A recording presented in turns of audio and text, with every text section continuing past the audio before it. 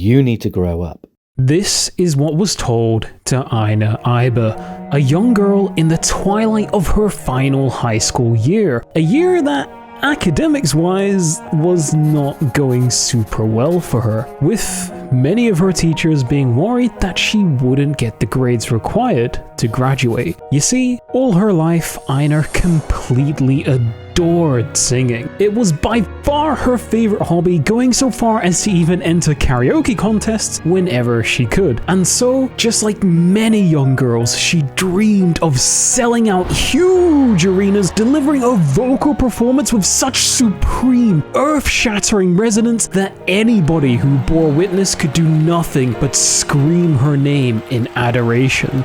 So, she never really took school very seriously. However, as it got closer and closer to its end, and everyone around her was telling her that it was time to move on from naive, childish dreams, Aina could do nothing but agree. And so, after resigning herself to a normal life, she managed to just barely graduate high school. Although that freedom to embark down your own path and begin forging your future can be really exciting, Aina rather felt a bit lost. After all, singing was all she wanted to do. She never really gave much thought as to what form she wanted her life to take without it. Her only other major hobby was being an anime-loving otaku, which is not something very practical that she could pursue a career in. So, at 18, most people her age were off to higher education or beginning their careers,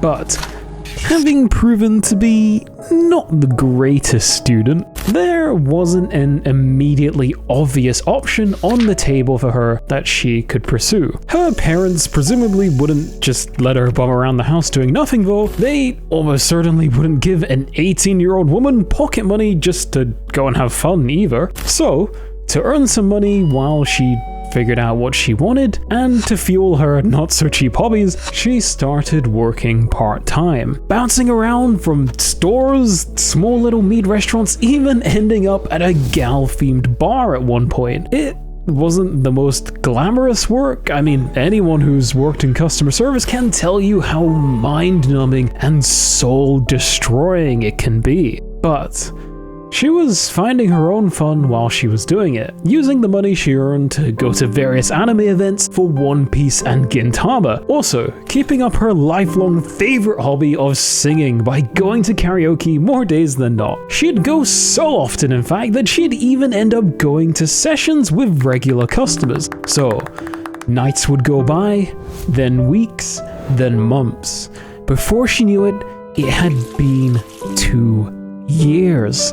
Now 20 years old and no closer to knowing what she wanted to do with her life than when she finished high school. It probably got to the point where she just stopped thinking about it, as agonizing over uncertainty is an easy way to become depressed. Instead, trying to live within the moment and enjoying her nights out with the customers that she had built such good relationships with. On one such night, at yet another karaoke session, she was preparing to sing one of her favorite anime songs at the time, Cruel Angel Thesis. Everyone was having a great time, and so taken in by the atmosphere, she decided to jokingly voice some of the iconic lines of the show in the lead up to her song. Her acting may have been a little better than she intended though, as after she finished singing, one of the regulars told her, That acting wasn't bad.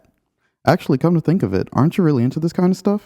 You know, why don't you try auditioning for some roles? As anyone would in this position, Aina laughed it off, not really taking it seriously. I mean, voicing in anime? Her? Some random 20-year-old part-time waitress who would be behind early teenagers actually taking that pursuit seriously? Yeah, right. She spends her days bringing food and drinks for people precisely because she gave up such naive, childish dreams. But wouldn't it be better to maybe be sad after trying and failing? You know, instead of opposed to regretting never having tried at all?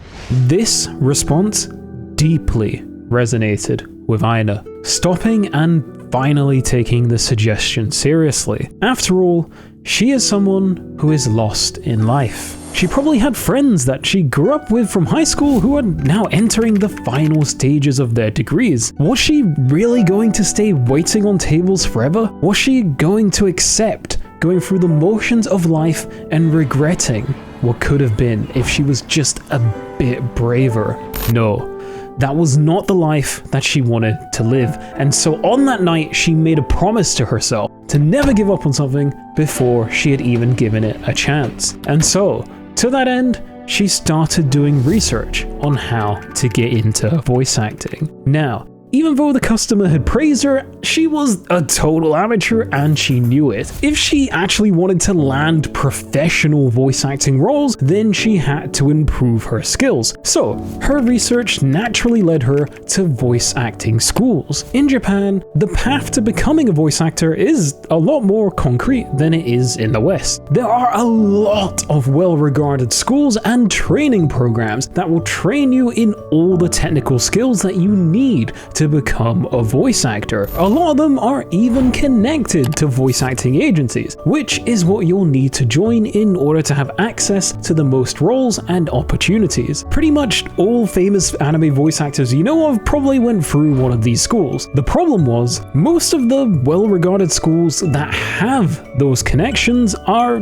concentrated in Tokyo. Being from the boonies of Osaka, that was not really a commute that Aina could make often enough to attend one. Also, given that over the last few years she had spent a lot of the little salary she had made on anime merch and nights out singing, she was way too poor to move to Tokyo and pay for the school. So, with Tokyo effectively being off the table, her research led her to an alternate path, stumbling across an institution called Amusement Media Academy. They ran a sort of more general acting program where you learn not only the fundamentals of voice acting, but also a beginning base in physical acting. But best of all, they had a local branch in Osaka, making this seemingly the near perfect program for Aina to cut her teeth. This way she could keep working part-time and saving money towards moving to Tokyo, while at the same time getting a head start in learning the craft of acting. So, as much as she was really excited about the program, when it actually began, it was a lot more scary than she was expecting. While it was a course for beginners, she seemed to be the only total beginner there. Everyone else kind of knew what they were doing, maybe from being in a club in high school or some kind of troupe outside of school. Not only that, but they all had some kind of unique flair to their voice, whether that be something more technical like depth in expression, or just simply having a really pleasant tone of voice to listen to. Comparatively, Aina stuck out like a sore thumb with her total lack of finesse and vanilla acting voice. Of course, this was anxiety-inducing, and she felt a tremendous amount of pressure right off the bat. If this is what is needed just to get to the starting line, she couldn't even imagine how far she would have to go in order to make it as a voice actor. Seeing the gulf of the chasm between them and their dreams, many would just give up here. But instead, Aina fell back on the one thing that she did learn in her years of goofing around in high school, and even in her time as a waitress: socializing. She made friends with everyone she could, both students and teachers, by building good relationships with them and even dragging them out to her pastime that never fails her. She was able to ask them for advice and become a sponge, absorbing everything that she was missing as quickly as she possibly could. Because of this, she was able to adapt and settle into the lessons a lot quicker than she expected. Time went on, and the year changed. She still felt the gap between herself and her peers made most painfully obvious when they would get selected to go to auditions, and maybe even small-time roles as part of the program. Something that she would love to do if only she was ever chosen. She did try to apply for the opportunities, but it was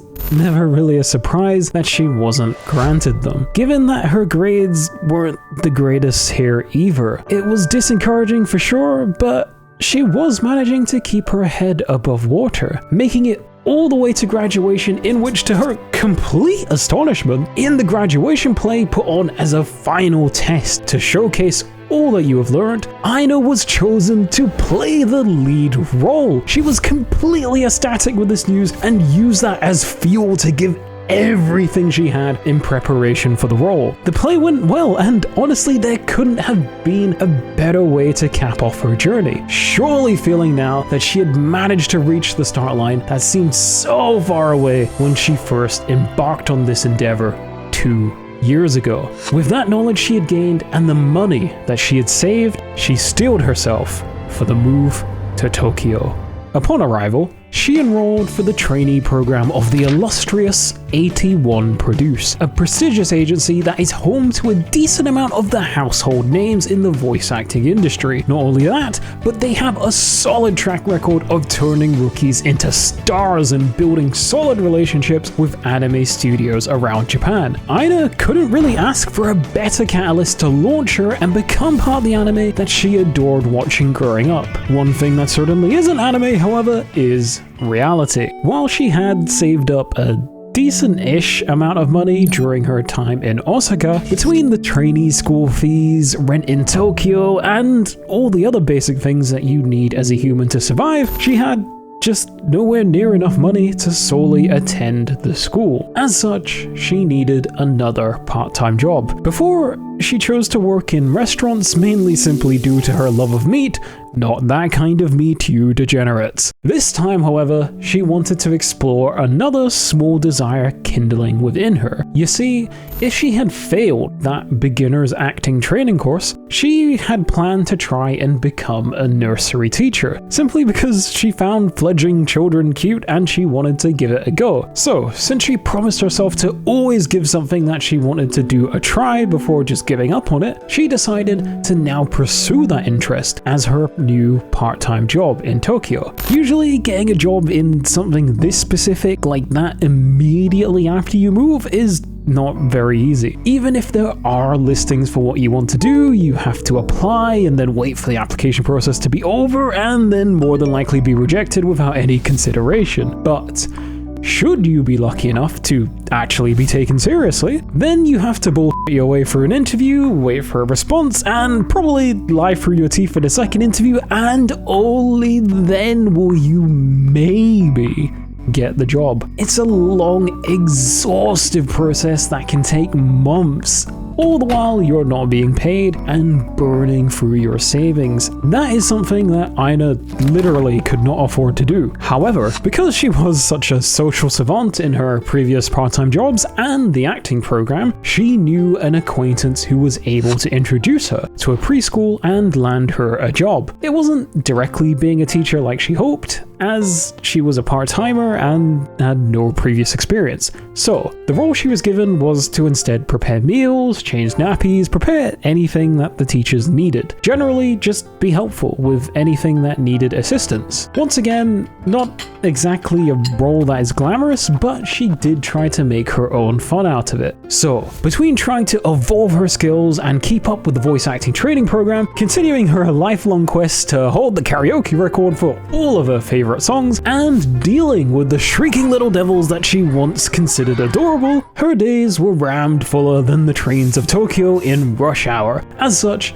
a year passed by in what felt like a blink of an eye. Now, in these voice actor agency trainee programs, they have regular internal assessments to judge your progress, check how you're adapting to what is being taught, and see if you're worth keeping on the program. Despite doing that beginner's course in Osaka and feeling like she'd really leveled up a decent amount from the Aina who was completely clueless back then, the examiners did not really feel the same. Whether it had been her performance throughout the program or a showing in this exam, something had made the arbiters lose faith in her abilities. She was deemed unfit to continue as a trainee, and in an instant, her whole reality was shattered.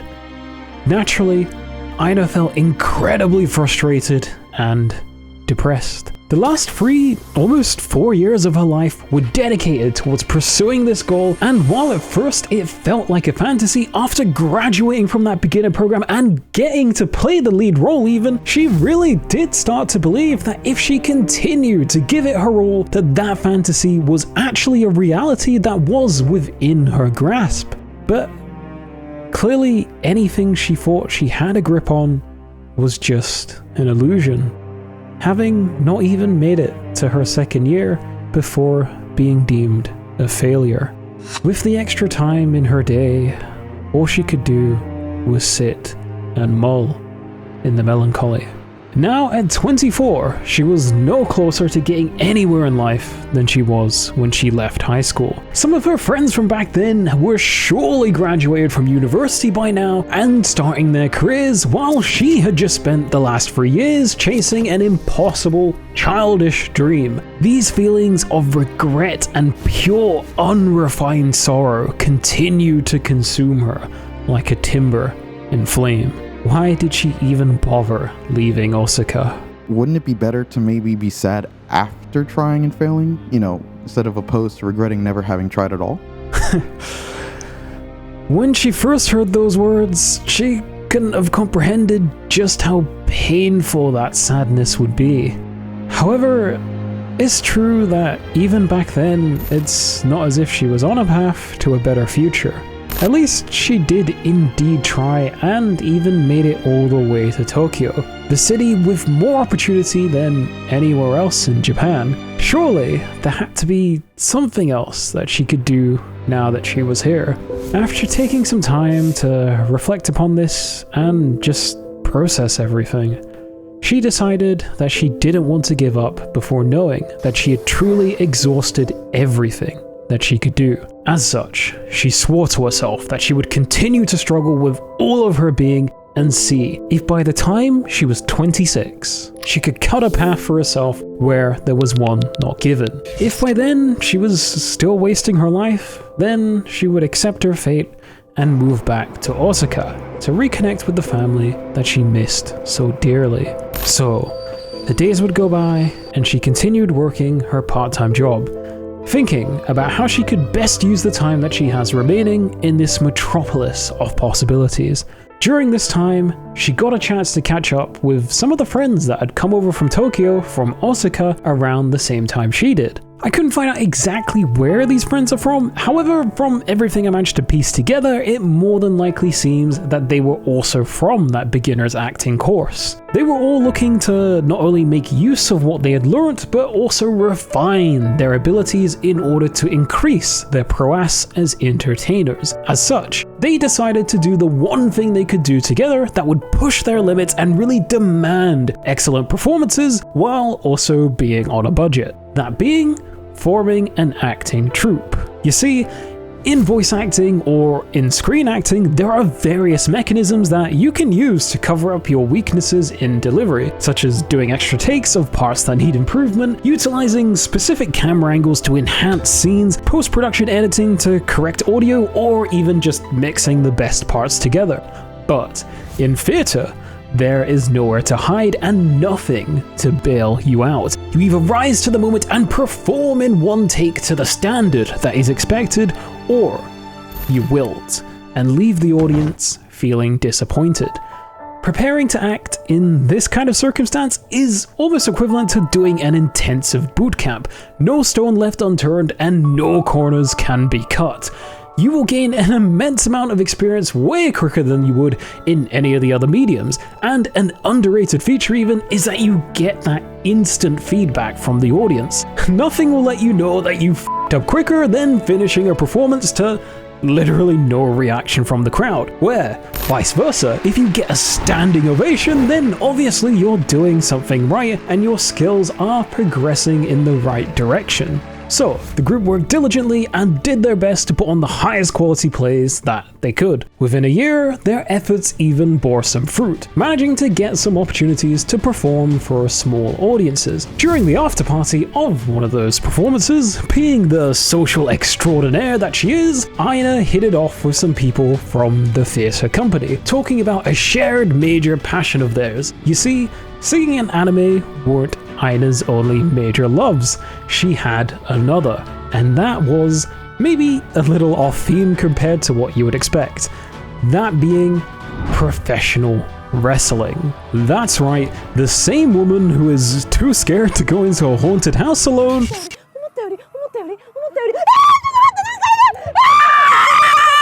also just so happens to be a gigantic fan of men flinging themselves off steel cages and smashing each other with chairs. Not just a casual fan either, she knew all the names and storylines from not just the major wrestling events in Japan, but a good amount of the up-and-coming local scenes. So, you can imagine how spirited the discussion became once she found these kindred spirits at the after party. They talked about their favorite events, probably drank, and had a good time celebrating the successful completion of the play. It wouldn't be until a few days later that Aina found out that who she was talking to was not just a fellow superfan, but rather a producer for the local professional wrestling company. They were in the middle of recruitment for some new talent for their production, and after seeing firsthand the pure, unadulterated passion for the art that Aina had, he just couldn't not consider her. So, he contacted her and met to discuss the possibility of her joining his new female wrestling project. Needless to say, Aina was flabbergasted at this proposal. I mean, her, the otaku, free-to unathletic nerd, being a pro wrestler just like the stars she adored and obsessed over, she just couldn't imagine it. And honestly, also, I suspect that deep sorrow that she experienced from having the gateway to her dreams harshly slammed shut on her once already before, it almost certainly left a scar deep within her heart. And so, when offered this out-of-the-blue chance to once again chase a childish dream and embark down a path that could lead to fulfillment beyond her wildest imagination, she just couldn't bring herself to take that first step, telling the producer that she was really thankful for the offer, but ultimately has to decline, giving really weak excuses like she wasn't in the sports club in high school, and so there's no way she could do the extremely technical, superhuman feats that are a staple of Japanese wrestling. However, the producer was not deterred by her poorly constructed rationalizations. I suspect it's not the first time he had heard a prospect doubt the idea of going into such a bizarre, unusual career, and it probably wouldn't be the last time. There's just no way that the girl he talked to the whole night, who had such vigor and clear, deep infatuation with the craft, would make a bad wrestler. And so, he told her, "Come on, anyone with a functioning pair of ears can hear just how much you love wrestling. Of course you can do it." Aina had no words. It's true, her inner flaming passion for wrestling was screaming for her to go ahead and take the leap. But still, she was hesitant. She just couldn't bring herself to commit to the decision. In seeing the completely silent Aina stood before him, the producer could probably get a sense for the inner war that was being waged within her mind. So, he made a proposal. You know what? Talking about this has got me in the mood to go see a match. How about we go to one? You can let me know your thoughts after.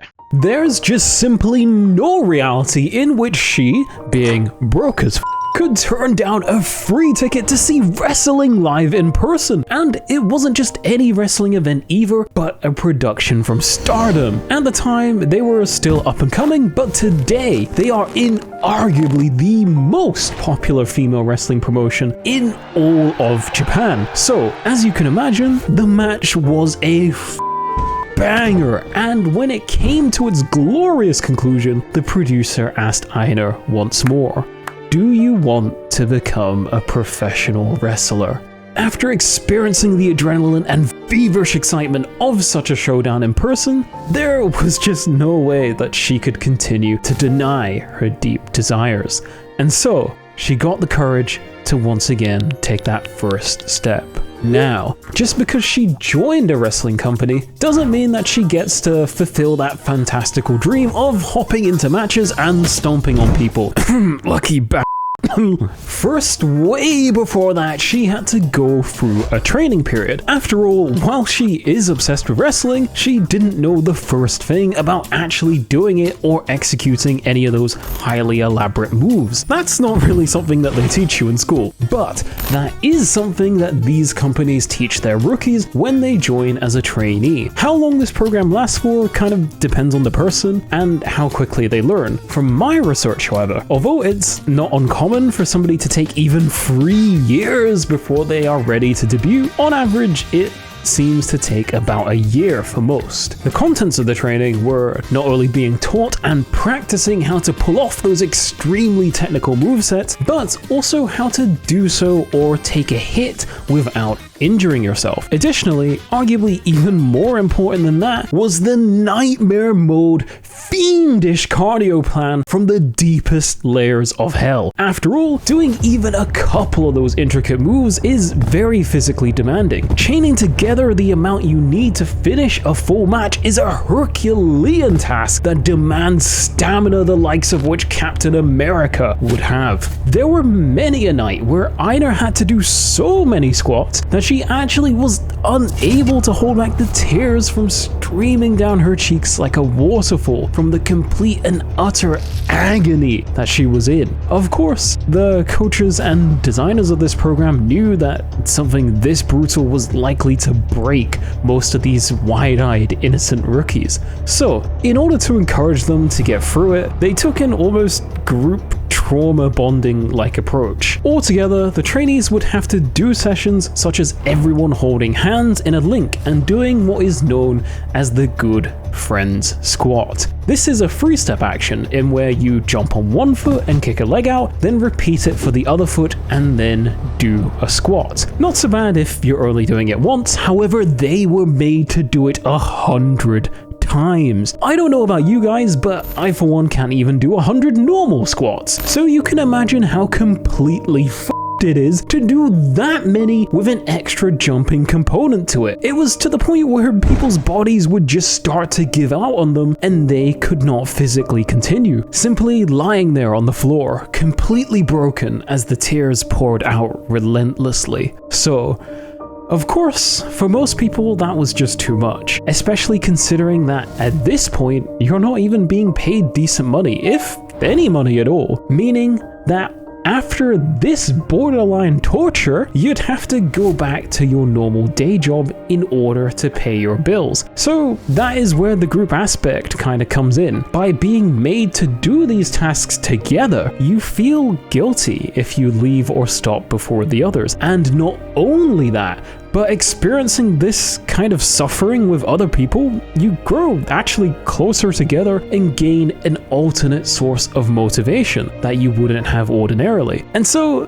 despite feeling like they were literally going to die each time, these trainees would just about manage to get through these torture sessions. Now, as bad as that was, the anguish wouldn't end there for Aina. You see, a lot of the people there who were trying to go down this road of becoming a professional wrestler have had that desire or a similar kind of desire for quite some time. And so throughout their life, they did activities that would hone their dexterity or physical capabilities. Whether that be judo, bodybuilding, dancing, gymnastics, generally they just all had a background in something that gave them a unique flair.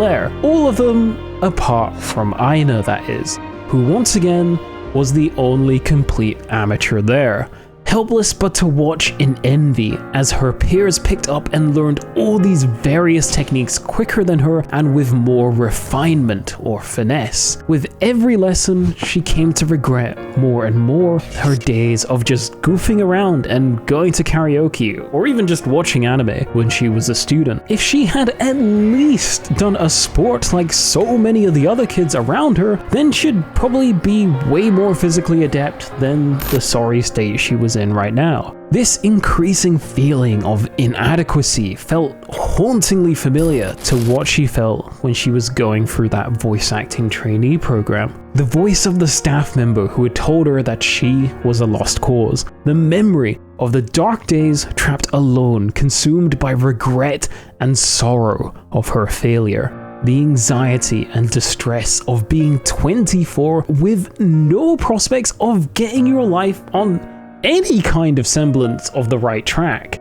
She couldn't help but think about it all as she seemed doomed to repeat the torment a full year and a half later. Maybe this was divine retribution for being so conceited as to not learn her lesson after wasting all that time chasing the impossible the first time. Sure, Aina was not physically super capable. Aina was not even from Tokyo, and thus couldn't rely on her family to shield her from financial burdens like a good amount of her fellow trainees probably could. But one thing that Aina wasn't is a quitter. Her love for wrestling was pure and unwavering. She was absolutely confident that she wanted this more than anyone else in that room, and so she grit her teeth and did the one thing she could: study. She watched everybody's training with focused intensity. She went to the company matches and even reviewed VODs of professional matches, noting the technique and execution, downloading everything she could that she thought may be possible for her to do, and carrying those learnings into her own training with unrivaled determination. So, through giving her everything, she never became amazing or a standout among her peers, but she did get decent, and decent was enough. After some time, she finally managed to make her professional debut, and what a debut it was. The new brand for the women's division for the promotion that they were wrestling for was called Actress Girls Beginning, the concept being that all the members of the brand were former or failing workers in the entertainment industry. In that group was a bunch of prospects that managed to graduate from the training program around the same time that she did. So, in her very first professional match, she had to face off against none other than her former comrade that she had spent almost a year with in that acting troupe. Not only that, but their match was the headliner for the entire show. While for sure it probably felt bittersweet to have to fight your friend in which you shared such hard times with in your first match, there was surely also a bit of jubilation there for having made it to this next step together, where so many others faltered and they themselves even faltered in the past. And in the words of Aina herself, it was one hell of a fight. Both of them pushing themselves to their limits to showcase everything that they had learned and announce their arrival to that niche audience that came to watch these small-time shows. While this was obviously tremendous progress for Aina, it was still a bit of a stretch to say that her life was back on track. After all, like I mentioned, these small up-and-coming wrestlers make basically no money. So, she was still having to split time between her actual passion and a part-time job in order to just barely get by with the cost of living in Tokyo. For someone in their early 20s, that's a bit easier to justify in your head. You've basically just started your adult life, your career will hopefully continue to progress, and as you approach 30, you'll hopefully encounter some opportunities to escape living paycheck to paycheck. But Aina was only kind of at that starting part now at the tail end of 26, an age where, especially in Asia, you'll be getting harassed as to why you haven't settled down and at least begun the process of starting a family. In Japan, they even have a term for it, where once you get past 25 and you're a woman, you're considered to be a Christmas cake. The intention being that a Christmas cake is meant to be eaten by the 25th of December, and past that, it's expired and no longer good. So they're regarding women that are past 25 as expired and no longer good. A bit yikes, yes I know, but unfortunately that is the world we find ourselves in. So, in addition to that, it's also not at all guaranteed that she'd even get traction as a professional wrestler and become popular. In fact, it's far more common that even after a couple of years, she achieves nothing of note and maybe even gets dropped by the promotion and is now staring down the barrel of being 30 with having effectively nothing in her life. So, as the months went by and she got a few more matches under her belt, there was surely a bit of anxiety in the back of her head that would bubble to the surface whenever she would look at her bank account to check if she had enough money for food or basic necessities. Despite this, an uncertain path was at least better than no path at all. So for now, she was making the best of it and trying to enjoy the process. Food money or not, she wasn't going to give up her lifelong hobby no matter what. So after shows, when she had time to go and enjoy herself, she would of course go to karaoke, bonding with her colleagues and teammates at local karaoke bars that they frequent, and even getting to befriend a bunch of locals from ever being the social butterfly that she is. It was on one such karaoke session that she wanted to show off her otaku side, and so went back to all reliable Cruel Angel Thesis. With this being one of her most practiced songs, she of course absolutely murdered it and probably felt great satisfaction in being able to best her wrestling friends at something for once. Huh. Nice singing. You know, I'm actually looking for a vocalist right now. You might be a good fit.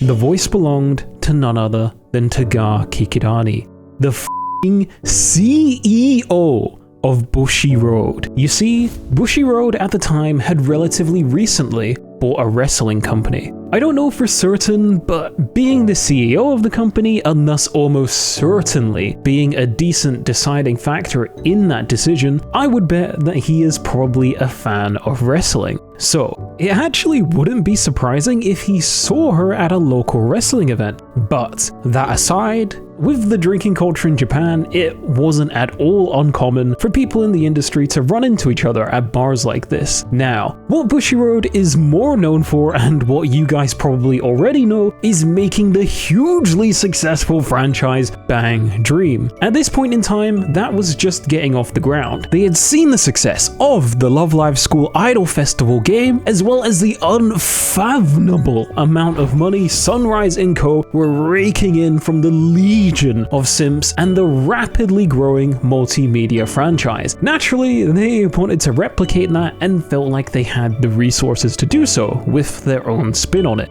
Currently, they had already decided on their lead singer for the main band, and that band was succeeding just as they hoped it would, giving them more than enough confidence to proceed with their plans of launching a second, more rock-focused band. And it was that band that they were looking for a vocalist for. So, having encountered a voice with such unique flair to it just at some bar in the midst of this search, it almost felt as if fate had drawn them together. But while the performance from Aina was captivating, this was not a decision that he could make lightly, and so he requested if he could hear her sing one more time at a private karaoke session. At that session, he'll bring along his colleague, and together they will be able to decide whether or not she was a good fit for their upcoming project. Needless to say, Aina was pretty confused at this sudden request out of nowhere, not even really fully grasping the extent of the opportunity that was being presented. While she did of course know Bushi Road through being an otaku, randomly bumping into the CEO at some bar is just not something that you can immediately believe. That being said, however, she loved karaoke and was never shy about doing it in front of strangers, so she took him up on the offer and the two of them met once again a few days later. As promised, they were joined by Taga's colleague, Agimatsu. Now, Agimatsu is the lead music producer for all of Bang Dream. He was there to analyze Aina's abilities through his technical music lens and determine if she had the talent that they were looking for. Thus, they entered the booth and asked Aina to perform 2 songs. The first being the song that Taka had heard her sing before, Cruel Angel Thesis. This was so he could show Agimatsu exactly what he saw in her and affirm that it wasn't a one-off fluke. The second song was a song of her choice, and Aina chose to sing Do You Remember Love, another anime song from a classic movie, Macross. So, she sang, and as she did so, they both listened to her intently, in silence, with complete and absolute focus. Meaning, by the time she was done, Aina had no idea if she had done decently or completely underwhelmed the both of them.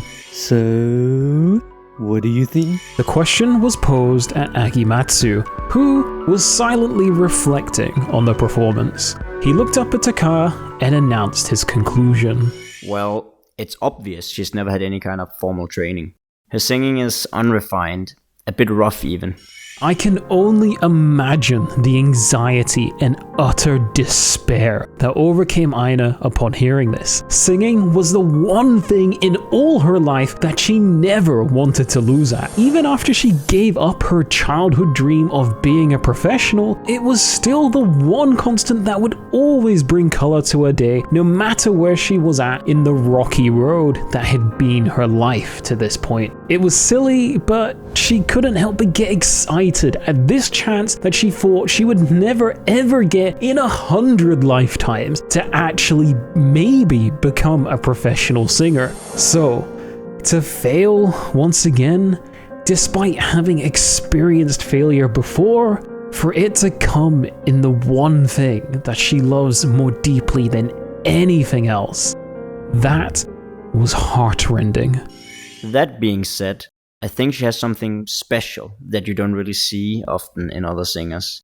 With some coaching, I think she'll evolve into something amazing. Aina could not believe what she was hearing. She did it. She passed. The path to everything she ever wanted was finally right before her. And yet, she was hesitant. The scar within her heart from her failure at the voice acting school still haunted her. She loved singing more than anything in this world and so desperately wanted the chance to realize that deep desire.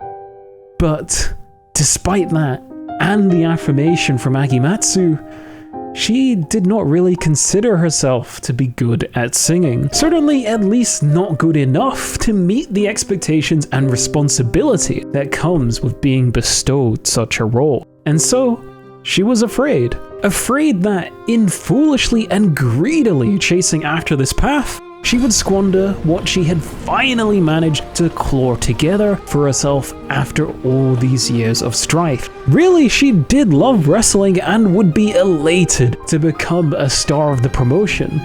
While that wasn't exactly the most likely either, given that it's what she had been working towards for most her days in this past year, it still felt like a more concrete path than the more unfamiliar road that was Bushiroad's offer. So, when she got home that night, she did a lot of thinking.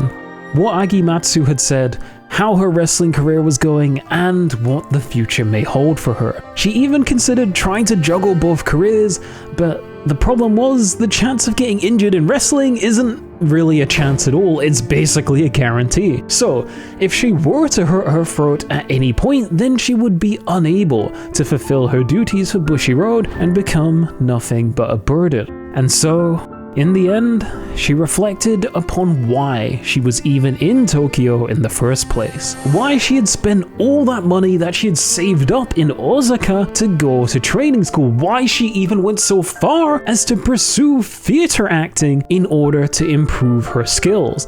It was to become a voice actor. If she turned down not only the opportunity to do that, but also pursue her biggest passion in singing, then she would almost certainly regret it for the rest of her life. And so, at the age of 27, almost 2 years after that set deadline to finally make some progress in her life, or give up these fantastical dreams, Aina Aiba was chosen as the vocalist for Bang Dream's Roselia.